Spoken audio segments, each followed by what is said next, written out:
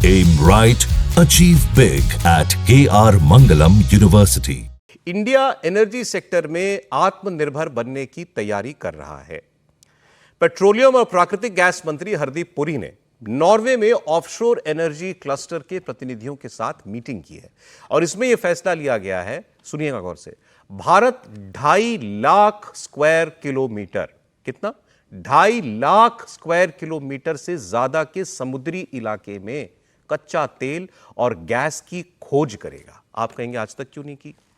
इसमें बहुत पैसा लगता है, इसीलिए नहीं किया। ये बहुत महंगा काम है, मिलियंस ऑफ मिलियन डॉलर लगते हैं ऐसा कोई एक रिग बनाने में, कोई एक प्लेटफॉर्म बनाने में जहां से आप तेल को पहले तो ढूंढिए, फिर निकालिए, फिर प्रोसेस कीजिए। तो ये बहुत महंगा काम है और इसकी एक्सपर्टीज दुनिया में गिने चुने लोगों के पास है।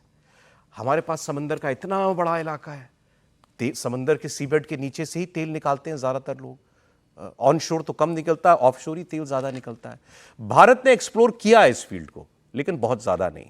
भारत के पास जो समुद्री इलाका है जिसमें एक्सप्लोरेशन की जा सकती है वो लगभग 3.5 लाख स्क्वायर किलोमीटर का है और भारत ने अब क्या किया है, उसमें से 2.5 लाख स्क्वायर किलोमीटर के एरिया में एक्सप्लोरेशन के लिए एक किस्म से टेंडर कह लीजिए या जो भी कह लीजिए, वो प्रोसेस शुरू कर दी है कि आइए इतने बड़े इलाके के अंदर आप तेल ढूंढिए और फिर उसके बाद जो भी करार वगैरह होगा वो होगा। अब अगर भारत को इसमें कामयाबी मिल जाती है तो ये भारत के लिए क्यों इंपॉर्टेंट है?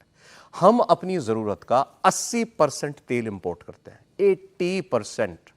हमारा सबसे बड़ा खर्चा है तेल।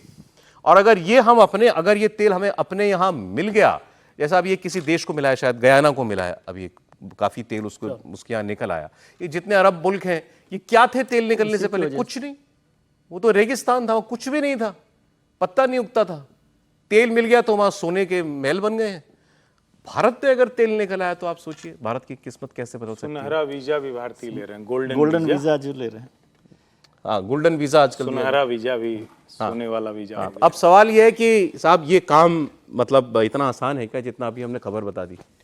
नहीं, आसान नहीं, लेकिन 2014 से प्रधानमंत्री मोदी के दिमाग में यह था कि इसको एक्सप्लोर करना। और देखिए, जब धर्मेंद्र प्रधान पेट्रोलियम मिनिस्टर बने थे तो उन्होंने इस बात का जिक्र किया था कि भारत इस दिशा में कोशिश कर रहा है और आने वाले दिनों में हम इसकी मतलब इस पर बहुत रिसर्च और बहुत पैसा लगाने वाले हैं। और मुझे लग रहा है कि 2047 का विकसित भारत का जो प्रधानमंत्री मोदी का सपना है, यह एक बड़ी कोशिश है। अगर ये सफल होती है तो एनर्जी पर दूसरे देशों पर निर्भरता भारत की पूरी तरीके से खत्म होगी और दूसरे देश भारत से एनर्जी लेंगे। और मुझे लगा कि 2047 से विकसित भारत के प्रधानमंत्री मोदी का जो विजन है उसमें एक बड़ी भूमिका निभाएगा और पैसा इसमें प्रधानमंत्री मोदी, पूरी सरकार इसमें पैसा लगाएगी, इसमें कोई दो राय नहीं है। और आने वाले दिनों में भारत आत्मनिर्भर बनेगा तो इस एनर्जी इसका पूरा इकोसिस्टम भारत में डेवलप हो, इसके प्रयास किए जा रहे हैं। और ये काम अगर हो गया तो ये भविष्य के लिए, आने वाली पीढ़ियों के लिए, आप ऐसा सोचिए कि आप एक बहुत बड़ी एफडी करके जाएंगे आज जो इस सेक्टर में इन्वेस्टमेंट होगी, और उस वक्त वो फिर उसका लाभ ले सकते हैं।